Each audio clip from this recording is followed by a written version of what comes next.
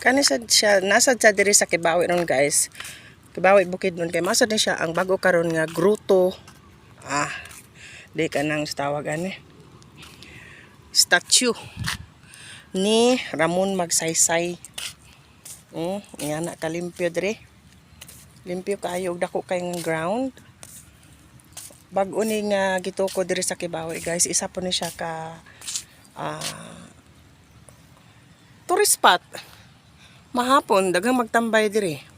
Ramon Magsaysay, President of the Philippines, January 1, 1954 to March 17, 1957. So mo ni ang location na to diri nata karon sa diri sa Kibawi. Tanawan niyo kung sa kalimpyo ang area guys. Dako kay siyang area. So naagid pud siya sa tunga. Nasa tunga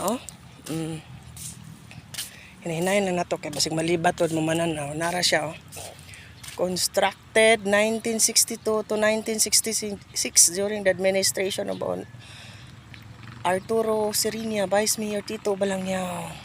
So mao ni siya, shout out sa mga nakailanin nila. Kita dili man taga Kibawi guys, but we are proud nga permita diri bilong tagyapon diri sa Kibawi no.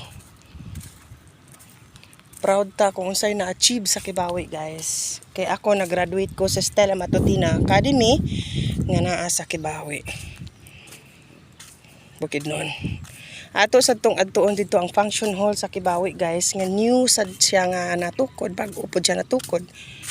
Kog mo ni diri ang statue ni Ramon Magsaysay.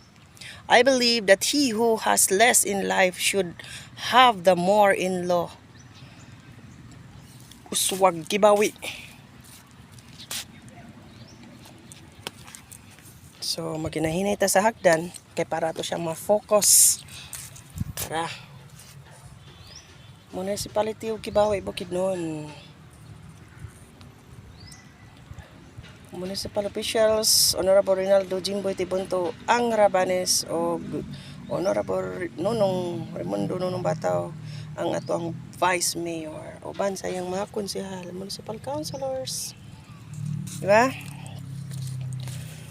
Ramon Magsaysay. So maginahinay ta.